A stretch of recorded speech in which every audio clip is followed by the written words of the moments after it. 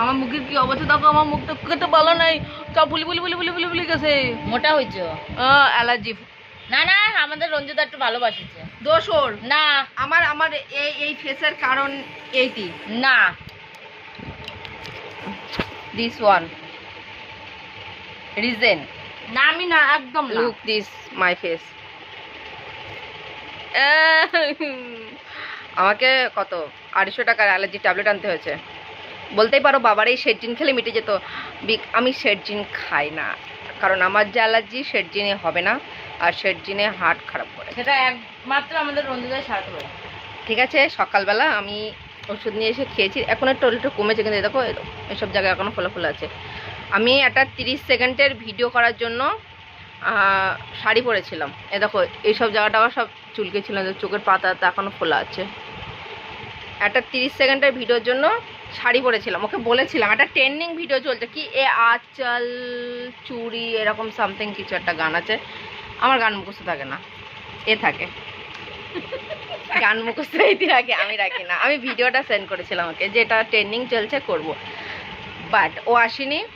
আর ওই শাড়িটা পরে মাই গড আমার এই অবস্থা হয়েছে, সারা গা পা চুলকে গেছে। আমার বর রাত 1টার সময় বাড়ি এসে বলছে এরকম অবস্থা কেন। আমি এখনো পর্যন্ত বলিনি আমি শাড়ি পরেছিলাম, তাহলে আমার যা দেবে আচ্ছা মুখ গুছিয়ে দেবে, কারণ 250 টাকা চুনা লেগে গেছে বেচারার। ঘুম থেকে এরম করতে করতে উঠে দেখে আমি চুল কাচ্ছি, মুখ টুক ফুলে গেছে, বলছে এই গাড়িতে ওঠ, চল ওষুধ আনতে।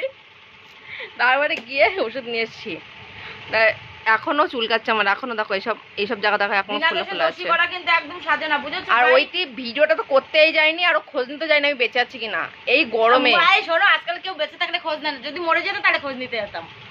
হ্যাঁ, আজকাল কেউ বেঁচে থাকলে কেউ খোঁজ নেয় না, তো যদি মরে যেত তাহলে না আমি কাজ ছুটি করে খোঁজ নিতে যেতাম। শুধু শুধু কেন আমি ছুটি করে খোঁজ নিতে আসতো না, একখানা ফুলের তোড়া নিয়ে আসতো। ফুলের তোড়া নিয়ে যেতাম না, সাথে অন্য কিছু নিয়ে যেতাম।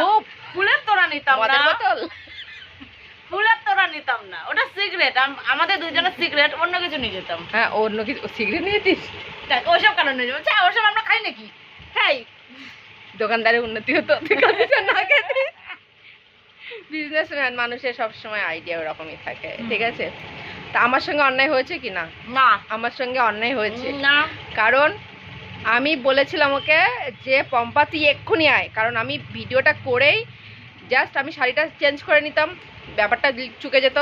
8টা বাজে আমি ওয়েট করে আছি, আমি সেই গা হাতটা চুলকাচ্ছি, আমি সেভাবে ওয়েট করছি, আসেনিও, আর যার কারণে আমার এই অবস্থা হয়েছে। না না, মোটেই না। আমি শুধু দুটো অপশন দিয়েছিলাম, এক না লাইন পারে বসে করতে হবে, আর নয় সিনথেটিকের শাড়ি পরে করতে হবে। উনি দুটোর একটাও করবেন, তাতে ভুগে বেড়া।